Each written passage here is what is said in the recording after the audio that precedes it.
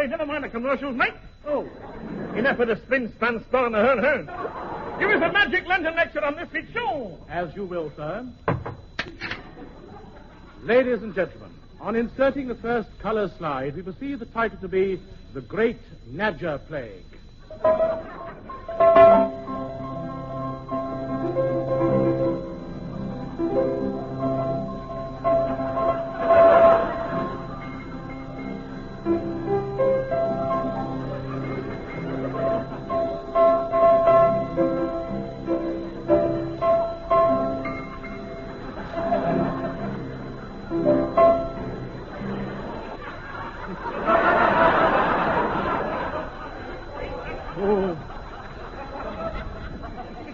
According to the next slide, it was in the year 1656 that the dreaded Nadger plague swept across Europe like the dreaded Nadger plague of 1656. The next slide says... Oh, Jim. Jim, men were cut down in the prime of their prime. They went down like pins of nine. Oh,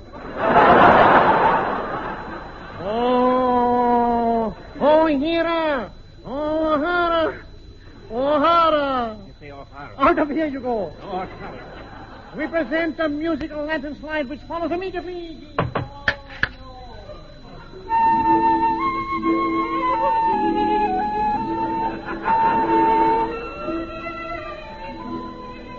As you see, ladies and gentlemen, this beautiful slide shows the scene on the eve of the disaster.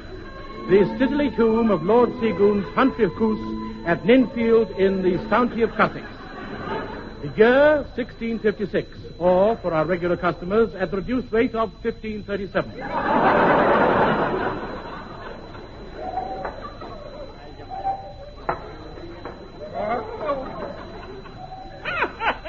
Oh, a plume of blood. My croquet, Lady Plutt. You have fetched me ball a very cracky card. See you later, me cop. Right, Dolly. Be gone, then, delicate creature. But see, who approaches? I pray pardon your plin, me Lord Seagoon. Ah, me Lord Footman, how tarries? Oh, a quill of quarrels and qualms. But I scorn. I deviate. Two ragged aristocrats away to. Usher them on in, or in on. Strike out that which doesn't apply. There's no need, my lord. We took the liberty of striking it out ourselves. The voice came from one of two tall, naked men. Yes, pray pardon our alfresco appearance, but our tailor is ill. What's his name? Alfresco. I am not of humor to know that. Would you just step over here by this reeking unmade bed? Yes, who is it? This bed is, and I quote from this prison discharge paper, the Comte de Jim Reeking Moriarty, Knight of 100 Stars, Cheval de Notre Calleur, and Fish Porter Extraordinary.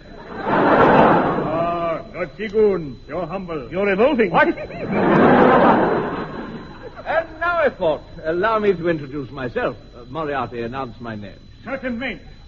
Oh, ladies and gentlemen, announcing in the brown corner at of 200 pounds, 4 shillings and 8 pence. My Lord Hercules Grapevine Queen. Oh. Thank you, Moriarty.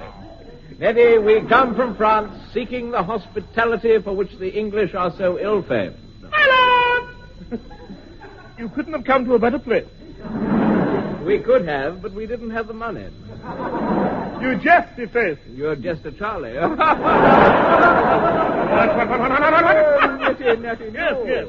A chamber foil. Othello! Smoke out the bedding in room number 6. It's the tick, you know. Of course. We have them every year about this time. What is the time? 4:20. Gad, they're late this year. Ah! Dear listeners, at that moment, the two men turned to go to their room, and I observed the seats of their trousers were burned out. I knew that sign only too well. It meant that these men were stricken with the dreaded Nadger plague. Ah! Run for it! The Nadgers! The plague!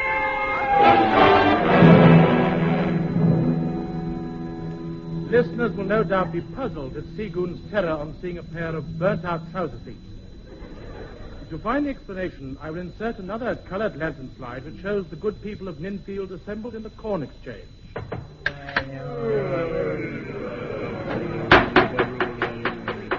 Gentlemen, Lord Seagoon is right in calling this meeting. Chief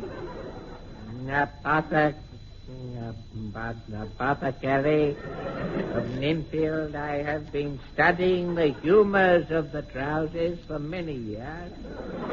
And I can tell you that the two gentlemen staying at Lord Seagoon's house are clear cases of the dreaded Nadger plague.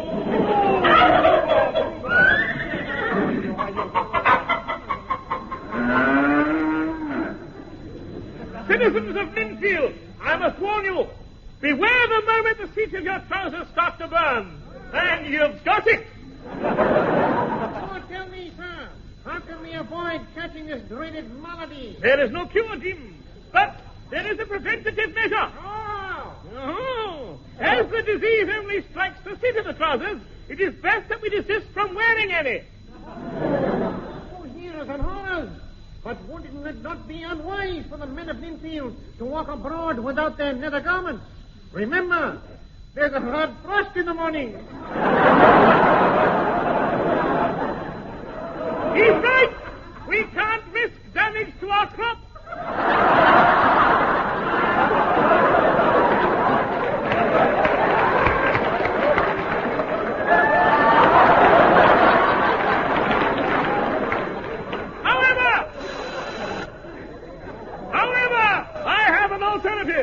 As the seat of the trousers is the vulnerable part, that portion shall be cut out. Oh, this is a lot of rubbish. Nadger, I've never heard of it. It's all fish and vinegar you here. Can you smell? Oh, me breathing! For your lives, the Nadger!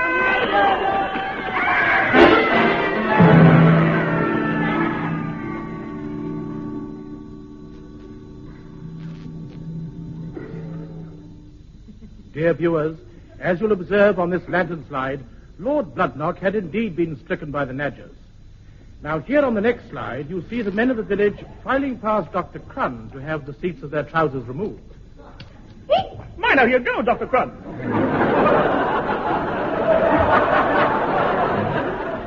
I'm sorry. Next, please. Your name, sir? Max Geldray, English gentleman. Blue Jay.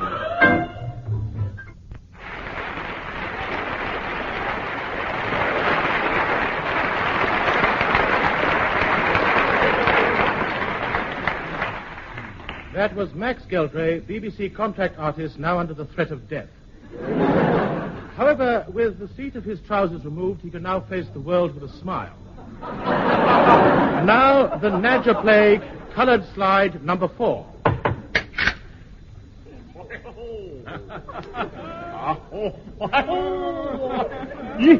Oh, you naughty great fine. Oh, the way they all ran away from the manor.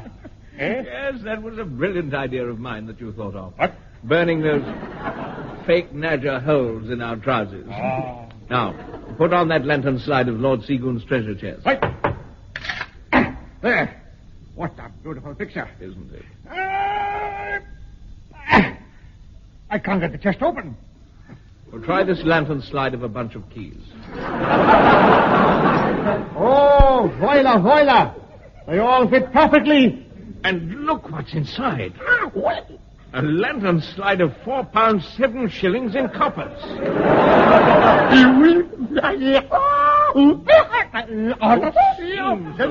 Then it's true. He is a millionaire.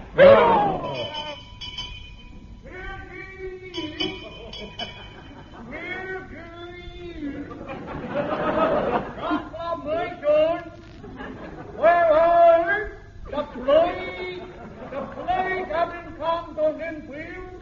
The plague? He must be joking. No, I'm not. The plague. The king has the plague. That's possible. That the police shall be put in quarantine.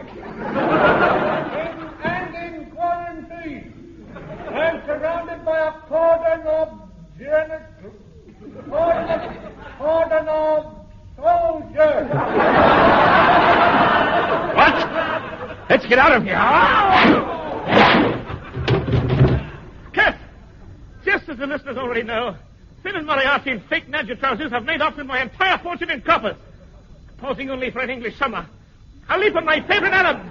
Hup! That's better. Now, tango after them.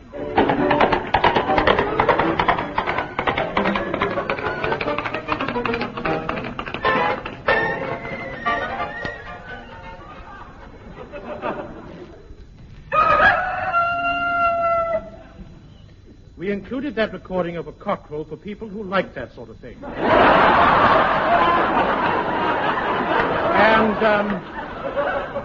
And now, here is a recording for people who don't like that sort of thing.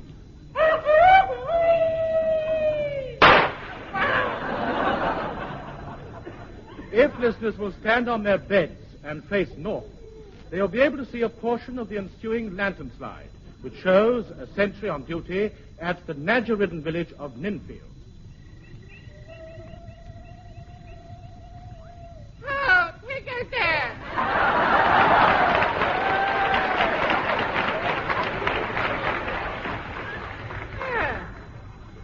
It is a little owl. Hello, little owl. Think. I will make up a poetry up. Hello, little owl. I can hear you owl, little howl. You little lovely howl. Look, Grillpipe. Look over there. That... Huh? It's What is it? It's, hand me that book on British wildlife. Let's see, Lady Docker. No, it can't be her. Yes. The lesser spotted sentry boys. Hand it, Grillpipe, then. I shall talk to him because I'm wearing the hat. Right, I'll accompany you on this waistcoat. Is that all right for you? Me. Yes, right. I say, little ragged lad. Oh, you're not an owl. Of course not. Of course I'm not an owl. I'm on holiday. But I heard one. I heard it one. You heard it? It went hut-hut-hutty.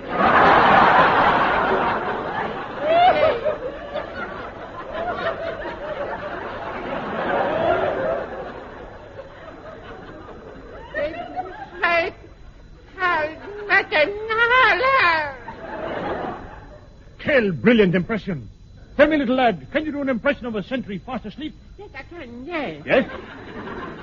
Lays on ground, closes his eyes, does imitation cardboard snoring. Imitating 10 seconds from now. What is it about 10?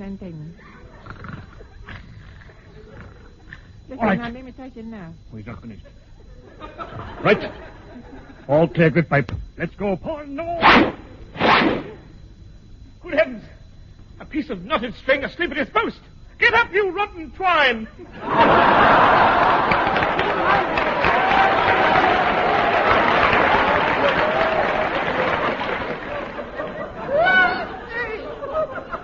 Don't shake my type catchphrases.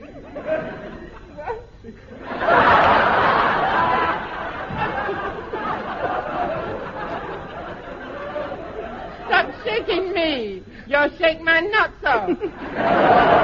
I'm not doing real sleeping. I was doing an impression of sleeping. Well, do an impression of waking up.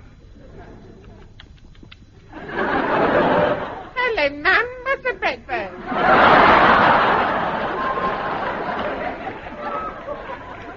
Very good. Now tell me, little spring-type soldier, did you see 2 criminals go by with £4 7 shillings in coppers? No, but I saw 2 coppers go by with £4 7 criminals. I have made a little joke. Ow! Type A! Shut type up, type. Shut up, type. Ooh. You've let 2 men go through disguised as 2 other men. After the 4 of them. Quick. Why is that gas stove wearing a hat? He's going out.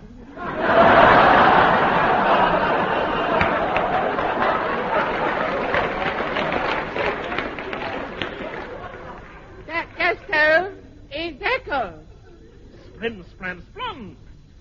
Poor little cardboard grenadier. He thinks that the noble Eccles is a noble gas stove. Just to prove that he is mad and I am sane, I will question the gas stove in its own tongue. Hello, gas stove. Hello, Nadger.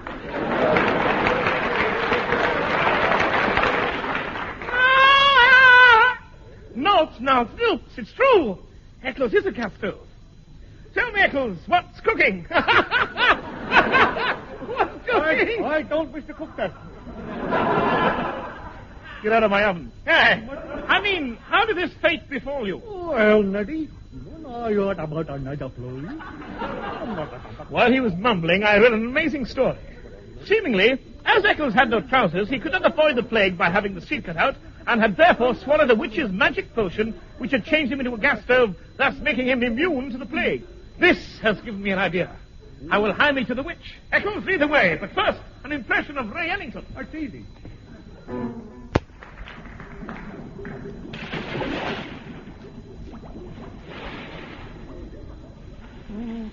In the middle down. Double, double, toil and trouble. I have burn and cauldron bubble. I have a newt and a tower for a... Stop making those naughty spells, Min. I'm not making a naughty spell. You are. You made a naughty spell. Henry, hand me that carton of frozen asses gone and a nose of a tack, buddy. Oh, yum, yum, yum. Yum to you. Are you using Mrs. Beaton's cookery book? Of course, it's the first thing that I put in.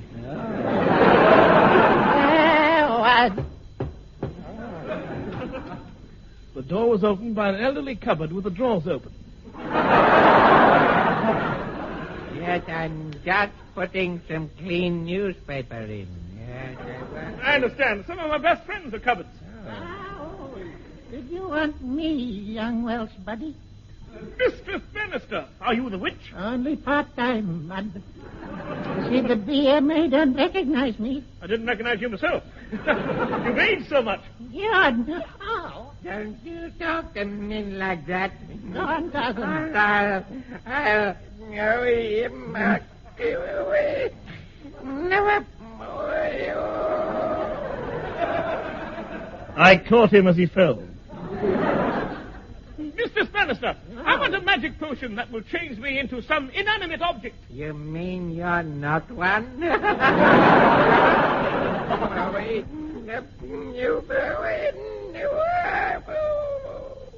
I caught him as he fell. Here, young man, take this bottle of green liquid.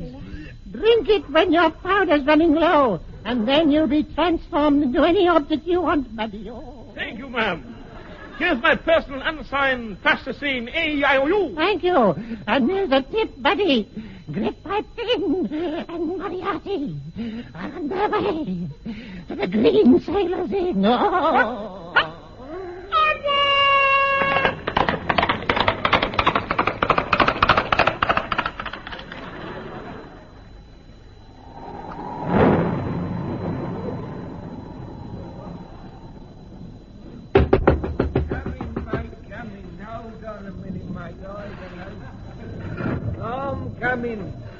I don't know what mates are doing out on a night like this, mate. I don't know. It's a mate night for night. It's not a night. Is this the Green Sailor Inn? Yes, mate. Then part 7, in which 2 travelers arrive at the inn. Oh. Well, I'd better go and get the beds ready, mate. Yes, mate. Yes, mate. And a bowl of steaming venison and a side of mead for our horse's friends. Who's your horse's friends? We are. Oh. And landlord, we want a room with the walls facing inwards, a table laid with your best silver and Napier. Yes, and a window overlooking our horse, and a set of knotted sheets hanging therefrom. Yeah. Wait a minute, mate. What, mate? Sheets hanging out the window? Yes, mate. I know what you're going to do, matey. The moment my back's turned, that horse will be up them sheets for a free night. Oh, no. Curse it, good fight. He's guessed our plans. All right, landlord, you've rumbled us. Put the horse on the bill. Yes, and hurry. All right, mates, in here. Room number 99. Named it after me old dad, I did. Oh, what a lovely room your father must have been. Yes. Wait. This bit will off. Oh, yes, look. And a gas stove in the corner, mate. Yes, a bloke left it here earlier on. And that clock on the mantelpiece. Left his horse behind and all. Oh, I've never heard of a man with a horse behind, but I'll take your word for it. It's the Nadgers what do it, you know. Really? I'll go and get your dinner. Thank you, lad. Thank you. Now then, good fight. Let's count Seagoon's fortune and see how much it comes to this time.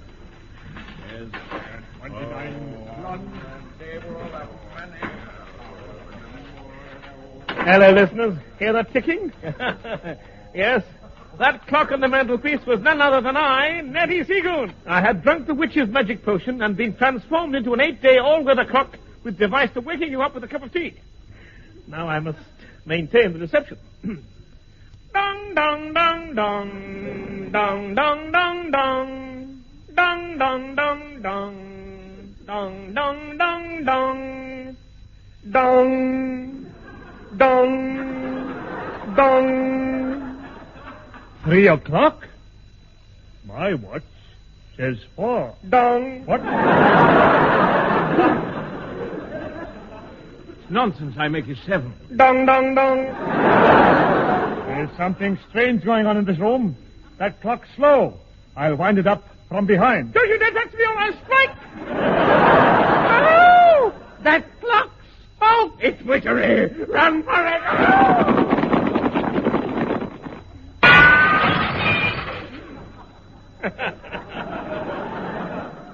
Listeners, they fled, leaving the Seagoon fortune behind.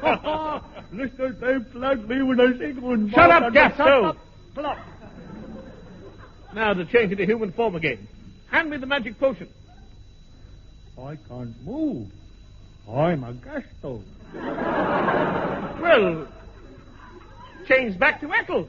Okay. Hand me the magic bottle. I can't. I'm a clock.